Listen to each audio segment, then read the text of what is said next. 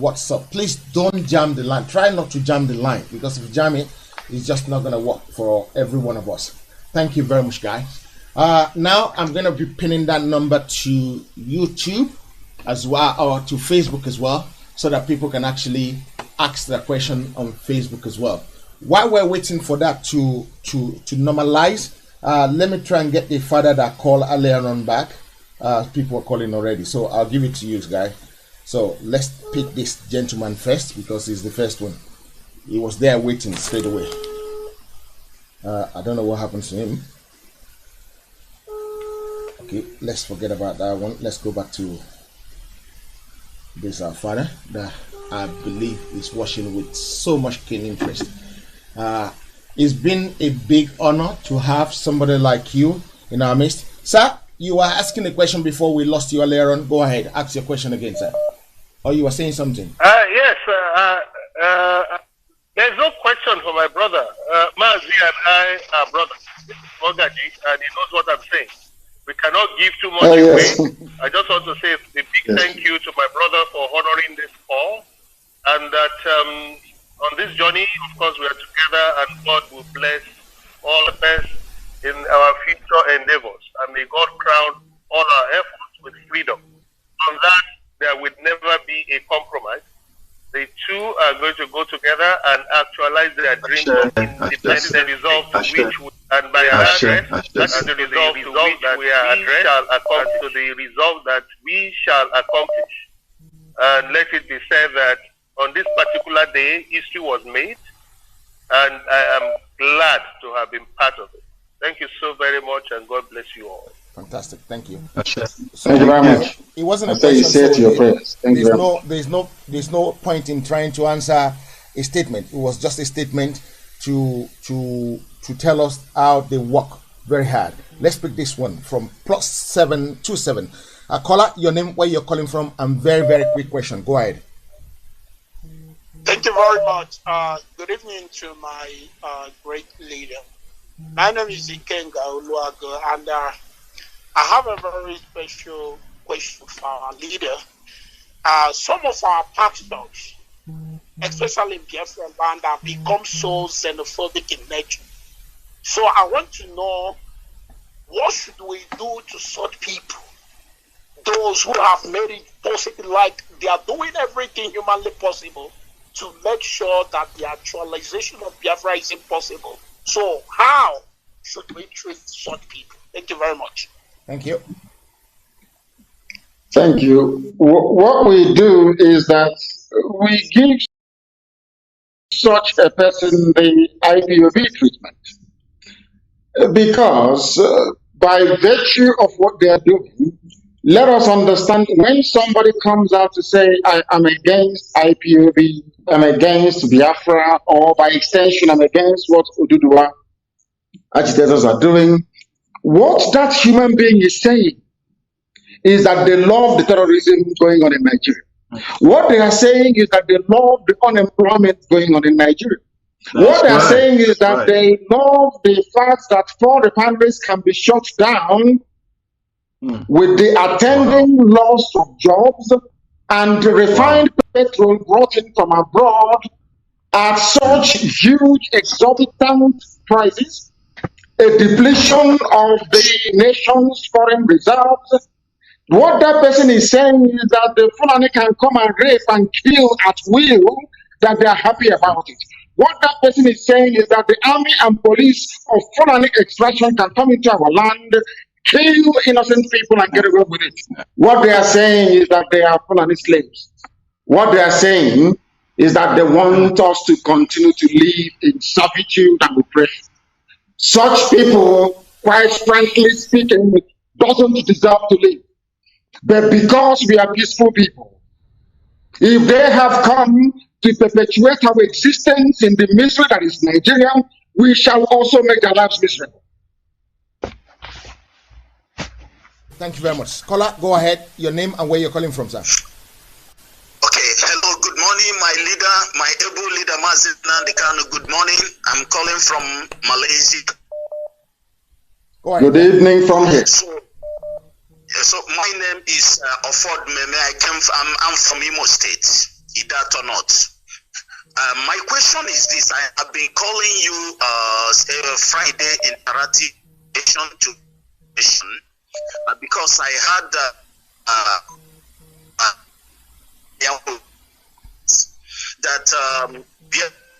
we not leave zoo, but instead the invaders or the invaders they will leave zoo for Igbos. Now, my question is this: what is the preparation of John Nayangwodo in case if the invaders or the Fulanese refuse to leave the zoo for Igbos or refuse to leave for Igbos? Is there any preparation? Did Nwodo have up to 1 million people or 500,000 people to chase the invaders or the Fulanese out, as he said that we Igbos will not leave the zoo for the foreigners, and he said the foreigner will leave the zoo for Igbos? That is my first question. Then my second question is this: what are we going to do for all these pastors that perpetrating because of the money, because of tithes, and the selling ourselves? Because now I noticed that Tony the NLC are the one sparring anywhere that IPOP members are having meetings in the East. They are the one. Tony Nadi is in the forefront with all the criminals that he's training to pointing family meeting to zoo, what do you call it? Zoo security agents like DSS and military or police. What can we do to make sure that all these people bring to justice? Thanks so much. This is my question for now. Thank you. Can I say something before you answer, sir? I know it's a question for you, but what I'm saying is that people should not ask questions that will truncate what we're doing. Whatever we want to do, we can't keep discussing it in the open air because it's not going to help us. Please, let us bear that in mind and ask questions that make sense. I'm not saying your question doesn't make sense, but there are some few things we need to bear in mind, that we need to ask questions that will not give anything away to the idiots we're dealing with. Thank you. Is there anything you want to add to that, or should I just go to the next one? I think you've answered it. What I want to add is that when people make statements, then we hold them accountable to them. So if anyone's saying that they're not going anywhere, he said that the Fulanis will go, then when the time comes, you ask them what they have done in relation to Uzo One and all the massacres that the Miyetia carried out in Enugu State. You find out that it's still the same story. Nothing is happening and nothing will happen. And more Fulani settlements in our forest are springing up every blessed day. And coming to the issue of pastors, I leave people to their conscience. As I said, IPOB, we command the attention, loyalty, and devotion of 99.9% of our people. When you're used to counting in billions, what is hundreds to you? So we always win. Thank you. The next caller, please go ahead. Yeah, your question, please. Make it very, very brief. Yeah. Yes. Am I on now? You're on now. Yeah. He can hear you, but you might not hear him. But I think you can hear him. Yeah. Okay. My name is Paul Oni. I'm calling from Abeokuta in Ogun State, Nigeria. Wow, brave man.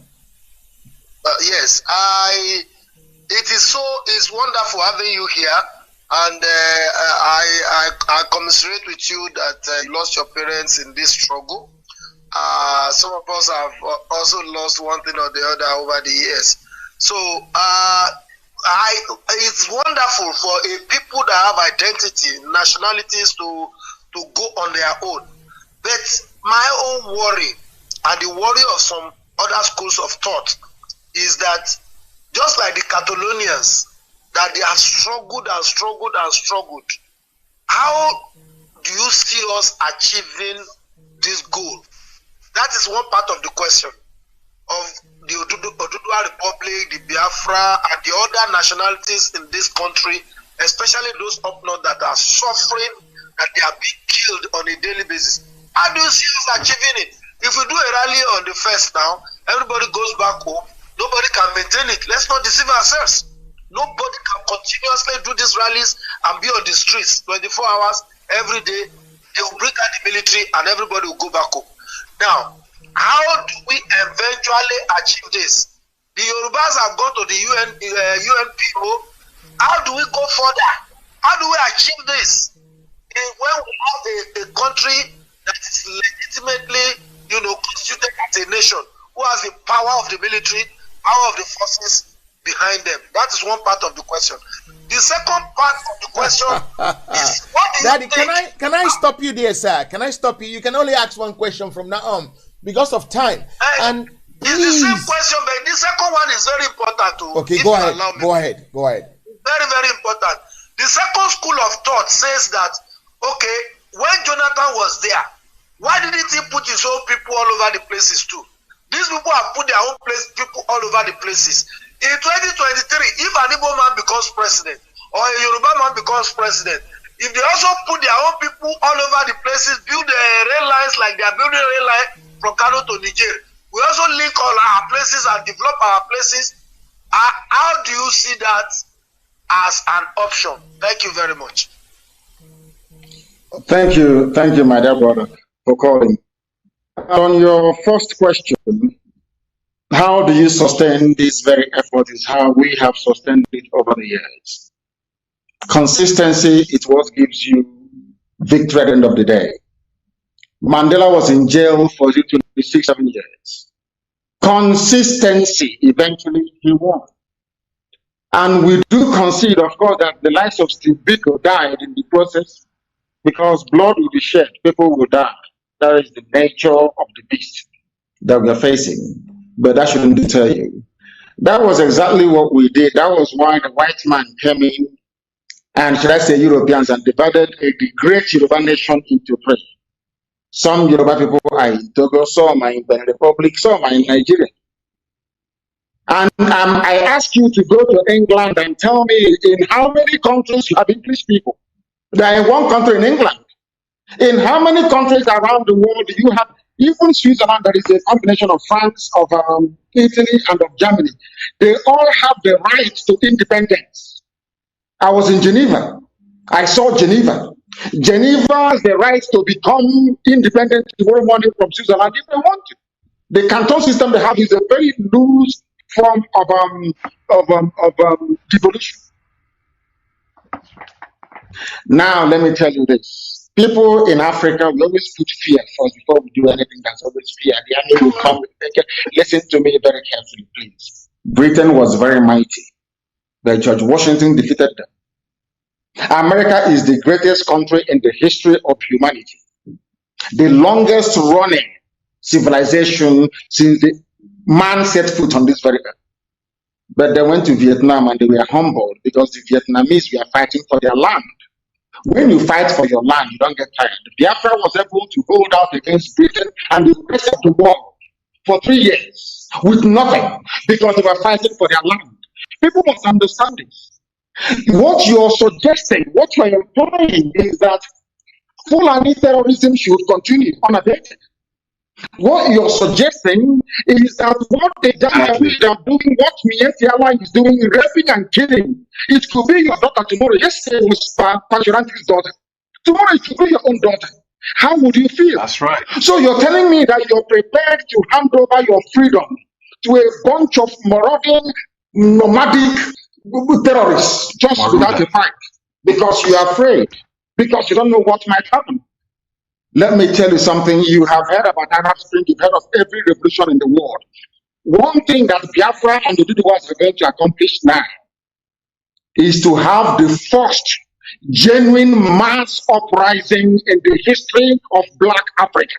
If it means we have to stay on the street for a year, then so be it. Are there no Yoruba people in the army or police? Are they going to kill their own people? Are you telling me that Biafrans in the army and the police fighting against a tidal wave of terrorism is going to kill their own people to protect Fulani interests? Anybody who is for one Nigeria is a Fulani apologist. If you believe in one Nigeria, that means you want Miyetti Allah to control your life. And it can never happen. Now, let me tell you what we're going to do. You are now about to see pressure. sustained. It's called civil disobedience. Martin Luther King used it in America, and it worked. We go to our libraries, we write theses on this, we write projects on this, but the implementation is the problem. That is the issue with a black man. To implement that thing they have read is always a difficulty until we came and change the narrative. It's called civil disobedience. There are many ways you can disobey the government without breaking the law. And if you don't do it, the world will not understand how dire and critical your condition is. These are the things you must appreciate and understand. Coming to your next question, you appoint, if you like, my dear brother, if you're the president and you appoint every Yoruba person in the world into your cabinet, NEPA will still not give you light 24 hours a day. The schools will still be very, very poor. Do you know why? Because of the institution upon which Nigeria rests. Nigeria is resting on corruption, ineptitude, and mediocrity. Even if Jesus were to come down from heaven to be the president of Nigeria, things can never improve. That is the way the place is. And let me ask you a simple question. Did your grandfather or your ancestors create Nigeria? Who created Nigeria? The man that created Nigeria to serve the interest of his country, not your interest. And you, as a black man, you have come to sustain such falsehood. And that is why you cannot develop. That is why you have no electricity. That's why you have no good roads. That's why you have no housing. That is why if you graduate, there are no jobs. Because we as black people, we don't go back to the root of the problem. We always prefer cosmetic, outlook, or should I say outcome. The fact of the matter is this.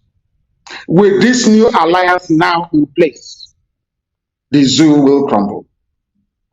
And I hope there will be no election in 2023. You know, when I was calling for election boycott, people don't know the meaning of it. They don't know the meaning of civil disobedience. Imagine if we had boycotted elections in 2015 or 2019. Do you think, what do you think will happen? By now, that restructuring that some of you are calling for, they will be begging you to have it. Because nobody voted, and the world will be asking, why didn't they vote? They are angry. Only then can the world step in. This is just simple common sense. And I'm sure we can remain resolute enough to carry this thing to the sweet conclusion, I would say. Thank you very much. Mr. Moderator, sorry, I have one word for Paul Oni. Can I just give him the word?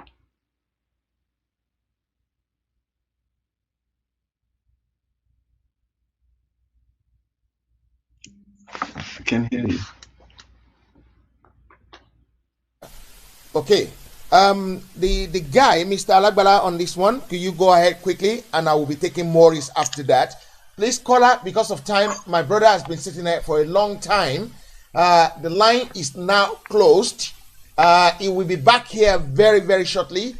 The two caller I have on the line now is the two caller we're going to take, and I'll bring you back to the studio. Mr. Alagbala, could you go ahead, please? Yeah? Thank you very much, sir. First, I want to greet the great leader, Nnamdi Kanu, Mazi Nnamdi Kanu. Thank you very much for honoring this. This is a history in making, as they say. I only have one question, but before I ask that question, if I may say, and borrow from the word of Disraeli OTT, who said, education makes people easy to lead, but difficult to govern. Easy to rule, but impossible to enslave. You see, the level of education of our people is why we're getting some of the opposition we're getting. I don't want to mention name, but somebody was asking how, why. I don't think this is a platform for that. The question is Nigeria a divine creation? No. Then who created it? Anyway, I don't want to waste our time with that. My question is regard to amalgamation. We have just started this agitation in Yoruba land, and we're getting conflicting reports about the amalgamation. Some are saying there's a clause that says it lasted for 100 years. I read an article by Babangida that it was there. Clearly, he said Lord Lugard amalgamation was only supposed to last for 100 years. Our leaders, our elders in Yoruba have not told us anything. We have not seen it. I know you have been in this struggle for a long time. I know you are a lawyer, a very respected, learned person. We're watching how you are taking meticulous decision. So you must have known something. Can you shed more light with us now, the Yorubas, what you know about the amalgamation? We know who signed it, when they signed it. Is there a clause? And if there's anything in that amalgamation that can help our cause and our plea in the international community. Thank you very much, sir. Heritage, thank you for this opportunity. Thank you very much, my dear brother. First of all, let me make a correction. My deputy HMFO is a lawyer, not me. I'm not. I am a political economist. I am not a lawyer, but I did do some laws as an elective as an undergraduate. Now, coming to the amalgamation document, that very part of the document, has been destroyed by the British. The only thing we have is the commentary on that very document written by the Lugard himself. Lugard alluded to that very document as a footnote in his main the thesis he wrote about amalgamation, the reason why he did it. Now that document we've been looking for, we have not found it. But there was another written correspondence from Lugard to the Secretary of State for the Colonies, making reference to that very part of his recommendation that the zoo should last for only 100 years. But we have never found it. The same way they have destroyed most documents relating to British atrocities during the Biafran War. The same way they have destroyed this very one, because it is in the interest of some people in England to perpetuate Nigeria. It's their creation.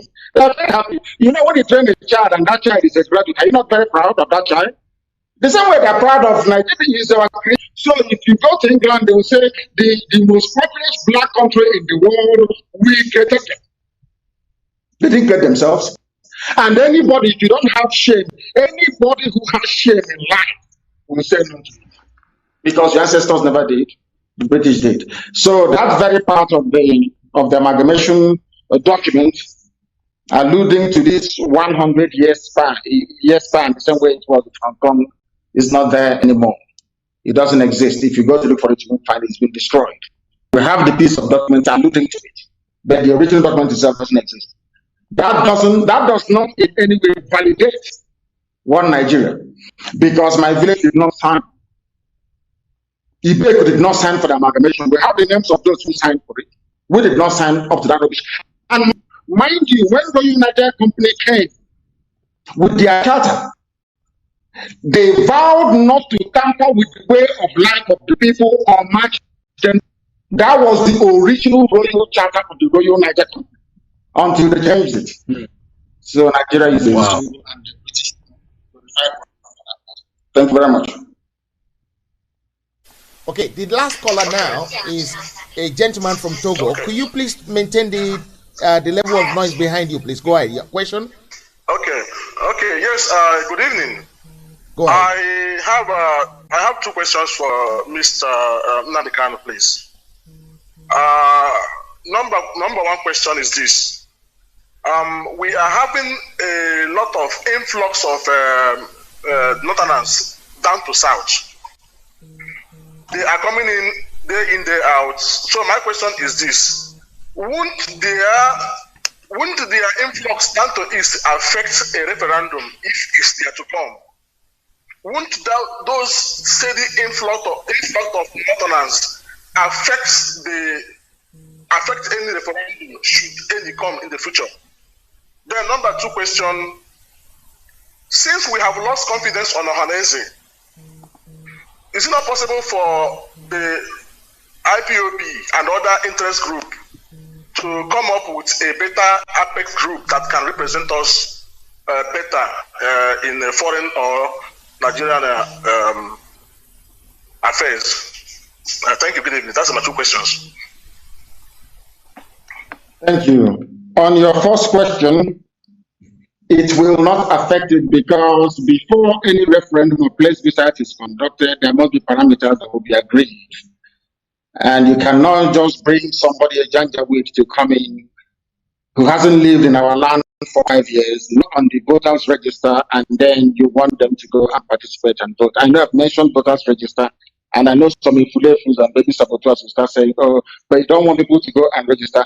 When the time comes, before a referendum is conducted, of course, the register will be opened up, and people will now be allowed to go and register.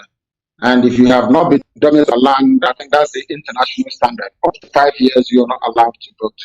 And I'm sure that a referendum will come sooner rather than later.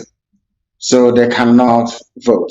Coming to Ohaneze, that is, Ohaneze as an institution is fine. It is the people inside it that's making it look bad. So I do believe very strongly that, you know, when this present crop of very corrupt, compromised leaders are out, then we'll have the likes of our own version of Baya Lebenja who will be there and speaking the truth every blessed day, not minding whose ox is God. That is the type of men we need. Mbasulika Mejis of this world. People stand up and speak the truth always. Not when you speak the truth, you get a call from your body and then you start messing yourself up the next day. No. And I'm sure it's going to happen. We want to leave that office in the next 4 months. Maximum he's up. And a new breed will come in. And may God help them if they mess up this time around. Thank you. Great. Thank you, our formidable leader. We really appreciate your effort. We thank you for what you've done today. It's been a lovely day, a great day in the history of mankind, because this is the beginning of something good to come that will deliver us. A force that will truncate the effort of the zoo government that will give us what we're looking for. I would like to sincerely and privately thank Mazi Nnamdi Kanu, who has been with us for the last 2 hours or so, 2.5 hours nearly. I want to say a very big thank you for coming today. Should we arrange another one for the future time, or should we leave that one and arrange that one privately? Hopefully it will be, we'll have one close to when the time the referendums will be held, or referenda will be held, both in Biafra and Duduwala. I will be glad to come, yes. Great. Thank you very much for that analysis. Guys, I want to say a very big thank you for you even watching the program. And I'm sorry we couldn't answer all the calls. The calls, I probably have about 638 missed calls already. I'm sorry, guys. Your last word, Olayomi Koiki. And Thomas say a good, thank you once again for making it out. And I'm sure, Heritage, Mr. Ade Thomas says, the future is brighter. And like I have already put a stand on it, we will not hold election in 2023. Amazing. Amazing. Thank you very much.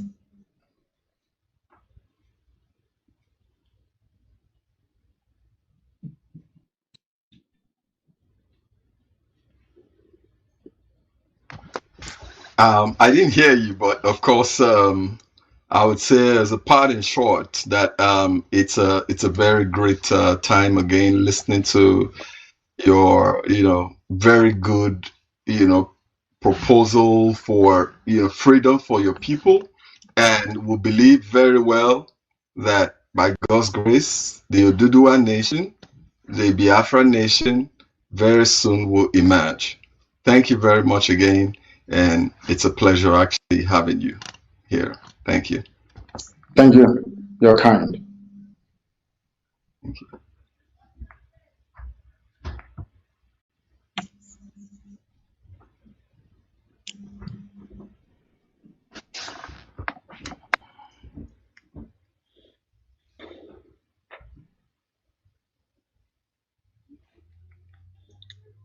Okay, it seems he's muted his mic. We can't hear him.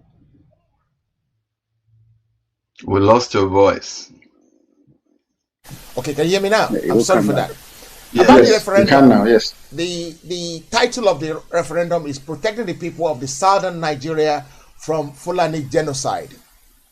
And it says, are we going to wait around and see another Rwanda happening in the southern part of Nigeria? What will you advise or will you advise more people from the East to also sign this referendum as a way of pushing something, the petition, as a way of pushing it forward? Over to you. Your last word as well, along with it, so that we can let you go. Thank you very much. What I would suggest is that we actually expand it to include the Middle Belt as well. The Christians of Southern Kaduna that are suffering, and these are Hausa people. Also, the Bachama people of Plateau State are also suffering. The Jews are suffering. Everyone is suffering.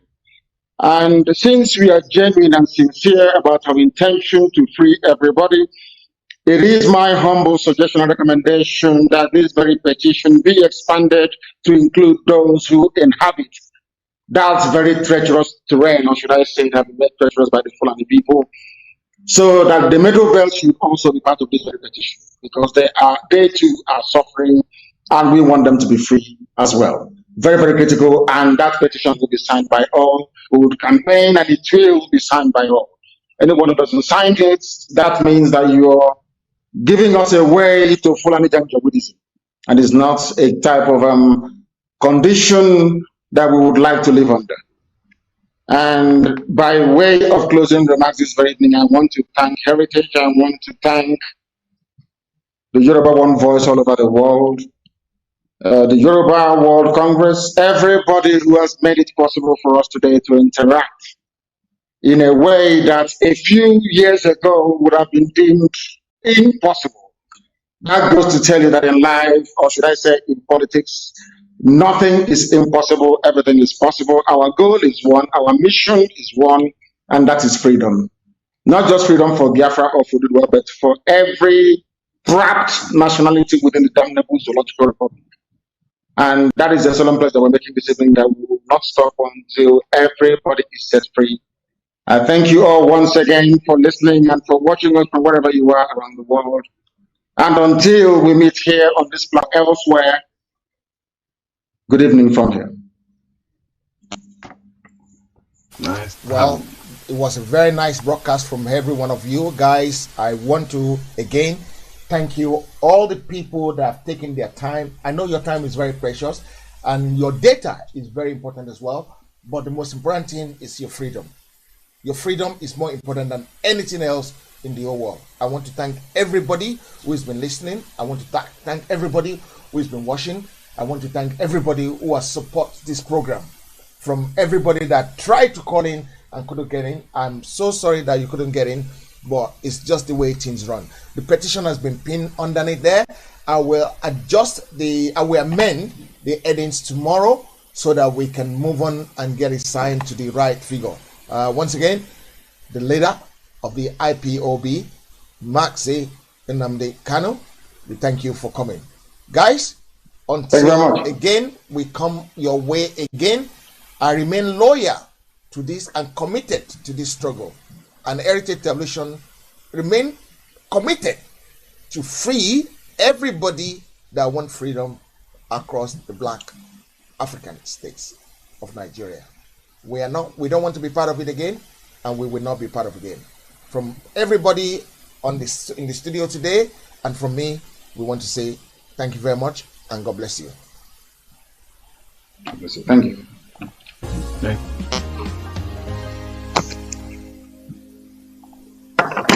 What a very good show.